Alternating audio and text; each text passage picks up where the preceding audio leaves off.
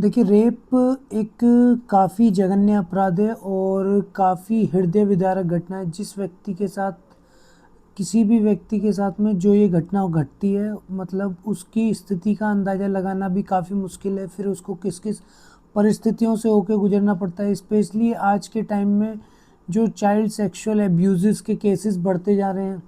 मतलब बच्चा 9 साल का, 10 साल का, 12 साल का, 13 साल का, मतलब इन बच्चों के खिलाफ में इस तरह की घटनाएं होना, उसके बाद में क्या है कि रेप करने के बाद में बच्चों को मार देना, इस तरह की स्थिति आजकल उत्पन्न होती जा रही है। और देखिए क्या है कि अब हम बात करेंगे कि भाई इस तरीके की अपराधों को क्या कारण है। अब देखिए, जो आंकड़ा हमारा ये कहता है कि लगभग 50% से ज़्यादा बच्चे, हर 2 में से 1 बच्चा क्या है कि किसी ना किसी तरह की चाइल्ड सेक्सुअल एब्यूज़ का शिकार होता है। सेक्सुअल एब्यूज़ का मतलब पेनिट्रेशन से नहीं है कि आपको बैड टच कर देना। बाकी देखिए क्या है कि इसके अलावा जो मोस्ट ऑफ द केसेस में क्या इस तरीके की अपराधों में ये भी देखने में मिलता है कि ज़्यादातर केसेस में जो परपिट्रेटर था, जो कि इस तरीके के क्राइम में व्यक्ति इन्वॉल्व था, वो क्या था कि उस बच्चे का कहीं ना कहीं से रिलेटिव ही इन्वॉल्व मिलते हैं।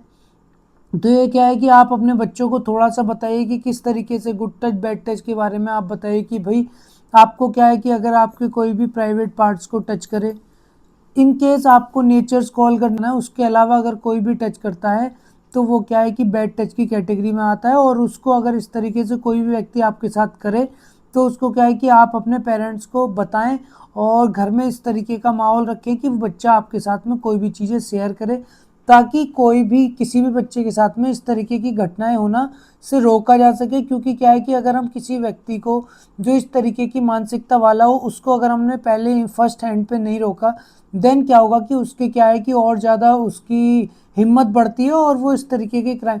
बाकी क्या है कि अगर देखिए, अगर कोई भी किसी भी व्यक्ति के साथ में इस तरीके की घटनाएं हो जाती हैं, घर में इस तरीके का माहौल रखें कि बच्चे आपके साथ में शेयर करें, बच्चों पे नज़र रखें। और इस तरीके का कोई भी आपके आसपास घर परिवार में कहीं भी नज़र आए तो उसको तुरंत या तो उसको आप उसकी एंट्री बंद कराएं, या फिर अगर हो सके तो उसको पुलिस में रिपोर्ट करें।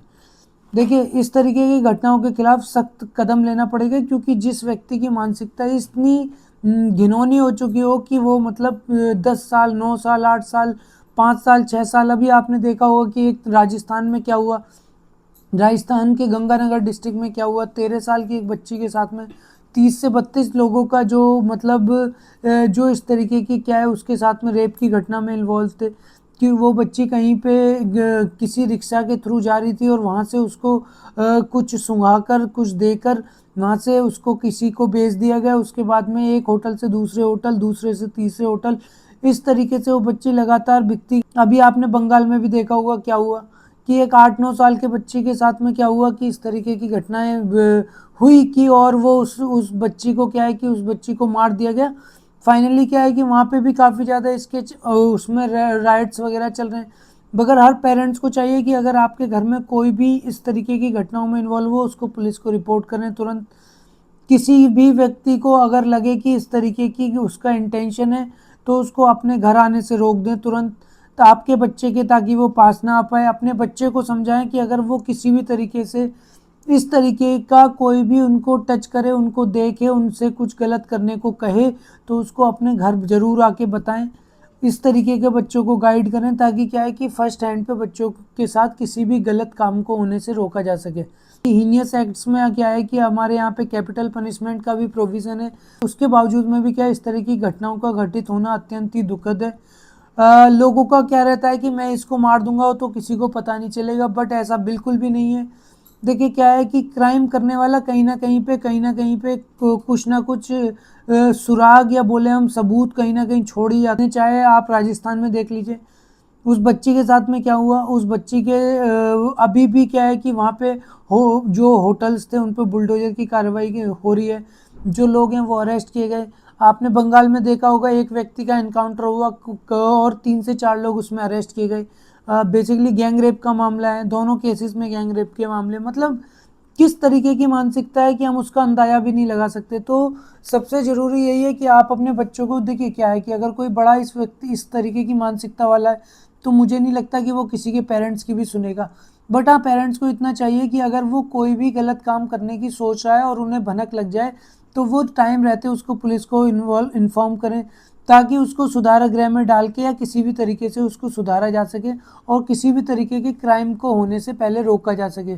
उससे क्या होगा कि आपके क्या है कि क्या पता आपका बच्चा भी बच जाए और किसी दूसरे के साथ में इस तरीके की घटनाएं ना घटित हो। बाकी अपने घर में छोटे बच्चों को समझा के रखें कि भाई किस तरीके से क्या गुड टच है और क्या बैड टच है। बाकी जागरूक रहें और जिम्मेदार बने और इस तरीके की घटनाओं को बिल्कुल होने से रोकें। बच्चों पे नज़र रखें, बच्चों के आसपास होने वाली चीज़ों पे नज़र रखें। बच्चा अगर कहीं पे भी लगे कि बच्चा चुप है या किसी भी तरीके से कुछ शेयर नहीं कर रहा है, तो बच्चे की परिस्थिति उस पर घटनाओं पे नज़र रखें। और थोड़ा सा क्या है कि इस तरीके की घटनाएं देखिए क्या है, सिर्फ ऐसा कहें कि हम गर्ल्स के साथ है बॉयज़ के साथ नहीं होती, बिल्कुल भी ऐसा नहीं है। Boys and girl both are victims when क्या है कि छोटे बच्चे बॉयज़ एंड गर्ल बोथ के साथ में इस तरह की घटनाएं होती हैं। अब आप देखिए हर 2 में से 1 बच्चे के साथ में इस तरह की घटनाएं होना और मोर देन 50% केसेस में विक्टिम्स के रिलेटिव का इन्वॉल्व होना, ये बिल्कुल boys and girls both are victims in this kind of conditions. तो क्या है कि आप अपने बच्चों को, चाहे बॉय हो चाहे गर्ल हो, किसी भी तरह से रिलैक्स ना हो और अपने बच्चों का ध्यान रखें। बाकी जागरूक रहें, जिम्मेदार बने और अगर वीडियो पसंद आई हो तो लाइक करें, शेयर करें, सब्सक्राइब करें। बाकी थैंक यू।